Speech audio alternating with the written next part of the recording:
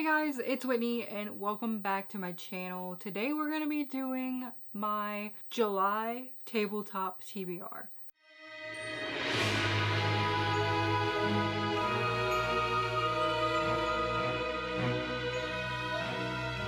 So I had a lot of fun with June's TBR creation, if you will. There was one thing that I want to ask you guys, and that is, do you want me to go through the books that I read for the previous month and let you know if I got to them or not? Because I kind of feel like if I don't get to them, there should be some kind of repercussion. But for this round, we're going to keep everything as is. So for anyone who didn't see June's tabletop TBR video, I'll kind of quickly go over the rules, and I may make a dedicated video to the rules when I kind of nail them down, because there are some things I kind of want to tweak. So the basic idea or premise of the game is that it's set up like any other board game with spaces and a little character you move, and then each space means something usually, sometimes, maybe not in kids' games. And there are like special spaces that do more. So the regular colored spaces, when you land on those, correlate to a prompt color on the prompt card. So when I roll and I land on a space, I'll pick up a prompt card and I'll find the prompt with the color space that I landed on, and that is the prompt that I will be using. There are also monster spaces, which are bad consequences, and ally spaces that are good consequences. Perks? Consequences is absolutely not the right word. But those are the rules as of now. I'm tossing around the idea of throwing in consequences for natural ones and like good things for natural 20s. And I'm also thinking of doing something special for each square, just so that if we don't land on any of the special spaces, it's not boring. But I guess I'm just gonna go ahead and jump into the rolling. So I did a poll on Twitter to get you guys to help me pick how many rolls I was gonna be doing. The options were 3, 4, 5, or 6. You guys chose 4, which is what I did last time, which seemed to be a good number. So I might do some of those Twitter picks, the books that I'm gonna read, to go on the TBR as well. I'll let you guys know if that happens. Also, if you hear my cat being gross, please ignore her. But today we have my little guy still. I haven't got an actual character to play.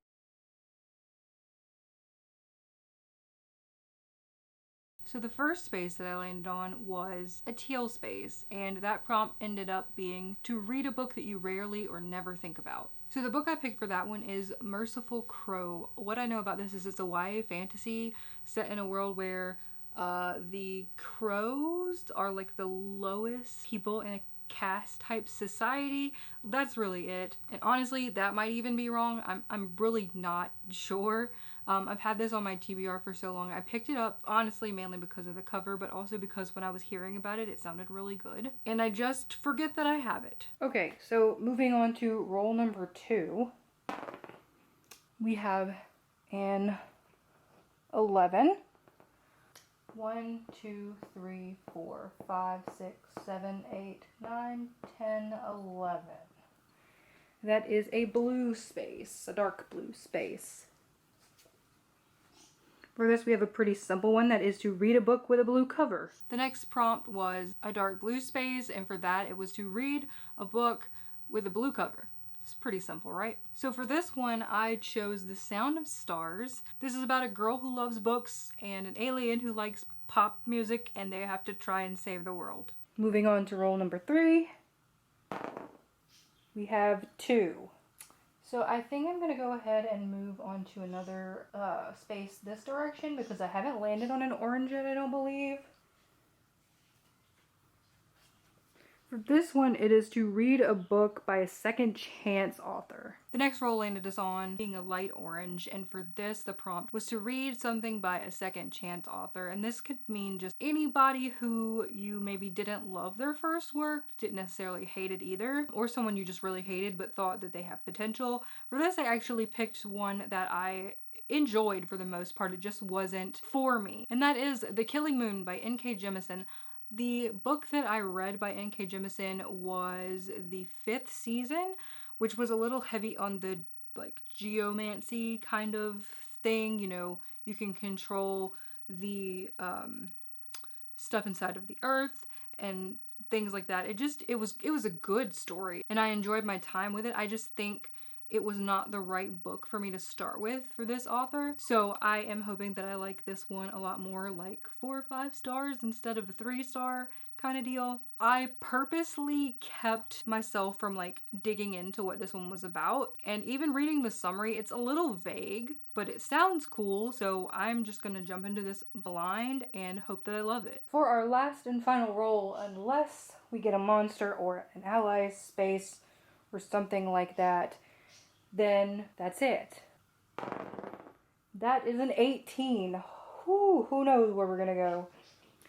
So I'm going to go ahead and go 1, 2, 3, 4, 5, 6, 7, 8, 9, 10, 11, 12, 13, 14, 15, 16, 17, 18. And that is a purple. And for purple we have read a manga, which is perfect because I just bought a whole bunch. So unfortunately this time around we still didn't get any monsters or ally spaces. I'm thinking about adding some interesting things to each of the different colors just to make the game a little more interesting, since it seems to be a lot more difficult than I anticipated to land on a monster or ally space. But I'll think on that, and maybe we will try out some new things next month. So just, I guess, keep an eye out for that. The last roll ended up being a purple space, and the prompt for that was to read a manga. I have decided to pick Graneliers. I don't know how to say this. Graneliers is how I've been saying it, so I'll continue to say it that way. This one is about like a botanical magic system, which is what drew me into it to begin with. I, for some reason, really like botanical magic systems, and this one deals with like seeds that are technically like illegal to grow and how they affect people and stuff like that, or specific people, in this case the main character I believe. So as per usual being we've done it one other time, since I only rolled 4 times and I didn't get any extra rolls or anything, I put up some polls on Twitter to let you guys help me decide to pick a couple more books. And since I get to pick the categories for these, I feel like I'm kind of being nice to myself most of the time. So the categories that I put up polls for this time around were graphic novel, novella, and contemporary. So I put up a poll for each of these with 3 or 4 choices, and the first one was graphic novel. The graphic novel that won the poll was Norway, which is one that I was supposed to have read a while back, so that's why it ended up on the poll. Also, the artwork is beautiful. I know you can't see it, but it is beautiful. I've had this one for so long that I don't remember exactly what it's about, just that it is a retelling of some sort of folklore or legend from somewhere. The next poll I put up was for novella, and the book that ended up winning for novella was actually not that big a surprise, but I had 2 that were kind of running neck and neck for a while, and the one that ended up winning is The Deep, which I am so excited to read. Let me find my words. This is one that I have been wanting to read since I first heard about it. But I bought this one because I was stuck in quarantine and I was stress buying. Really, that's what it boils down to. But I found it at a really good price, so I'm happy with it anyway.